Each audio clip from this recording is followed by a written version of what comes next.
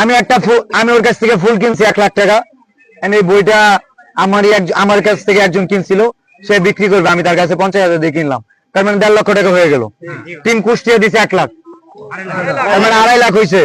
আমাদের কাছে এখনো প্রায় 30,000 উপর আছে এখানে, তার মানে প্রায় 3 লক্ষ টাকা হয়ে গেছে। বেশি লাগে না তো, আমার তো মনে হয় 6 ঘন্টা লাগবে না 10 লাখ টাকা ম্যানেজ করতে। দেখা যাক ভাই, এই বইটা রাখো। হ্যাঁ আসেন, একটু জায়গা দেন।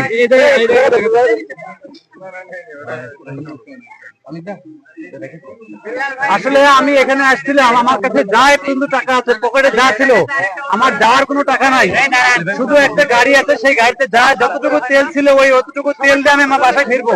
আমার পকেটে যা ছিল অবশিষ্ট আমি দিলাম।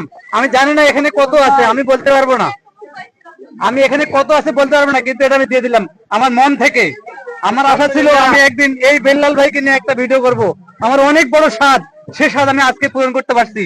বেল্লাল ভাই, আমার বিষয়ে একটু কথা বলবেন। আমি সোহাগ বাবু, আমার প্রোফাইল। কি নাম? সোহাগ বাবু।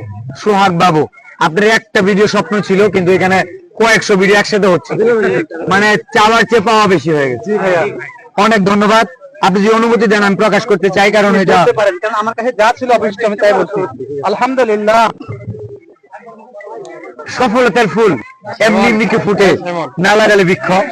সময় যে নষ্ট করবে তার চিরকালই থাকবে দুঃখ। সময় নষ্ট করেন না কেউ। 5,100 টাকা দিয়েছে। আসলে সবাই দোয়া করবেন। মূলত উনি অসুস্থ, সবাই জানি দোয়া করবেন উনি যেন সুস্থ হয়ে যায় ইনশাআল্লাহ। এখানে যত ভিডিও চলতেছে আমি জানি এই সারা বাংলাদেশ না, ওয়ার্ল্ড, মানে বাংলাদেশ এবং এশিয়াতে যত দেশ আছে বর্তমানে, বিশ্ব, পুরো বিশ্বের মধ্যে আজকে সবাই জানতে পারছেন, দেখতে পাচ্ছেন, এবং দোয়া করবেন ইনশাআল্লাহ। সবাই ভালো থাকবেন। আসসালামু আলাইকুম ওয়া রাহমাতুল্লাহ। এখানে 37,700 টাকা আসছে।